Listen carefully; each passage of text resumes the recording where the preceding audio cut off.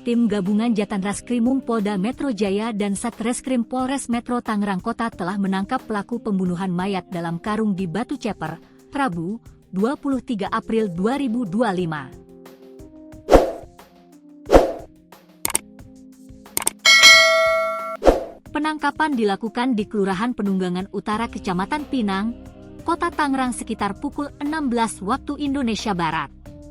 Kabid Humas Polda Metro Jaya Kombes AD Arisyam Indradi mengatakan terduga pelaku ialah N alias R, 23. Dia tinggal di Kampung Yurih, Kelurahan Curug, Kecamatan Cibaliung, Pandeglang, Banten. Motif melakukan pembunuhan karena ada masalah pekerjaan di tempat kerja, konveksi, ungkap Ade Ari dalam keterangan Kamis, 24 April 2025. Sebelumnya geger penemuan mayat tanpa identitas di pinggir Jalan Daan Mogot, KM 21, Batu Ceper, Kota Tangerang, Banten, Selasa, 22 April 2025, kemarin. Kapolres Metro Tangerang Kota, Kombes Pol Zain Dwi Nugroho menyebut korban merupakan tindak pidana kekerasan yang mengakibatkan hilangnya nyawa seseorang. Dari hasil autopsi ditemukan sejumlah luka-luka akibat kekerasan benda tajam dan tumpul.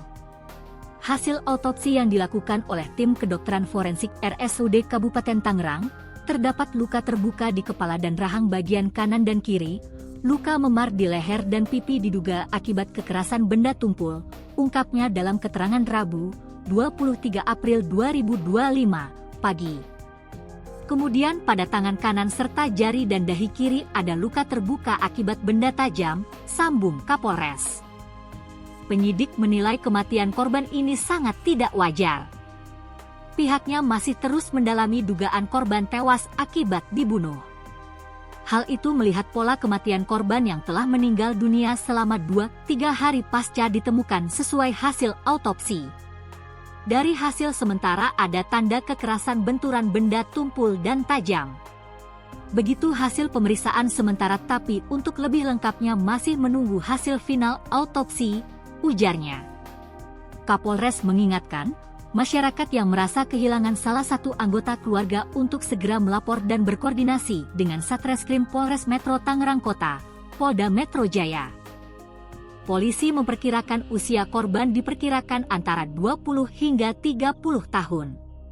Hingga kini polisi masih terus melakukan upaya untuk mengidentifikasi identitas korban.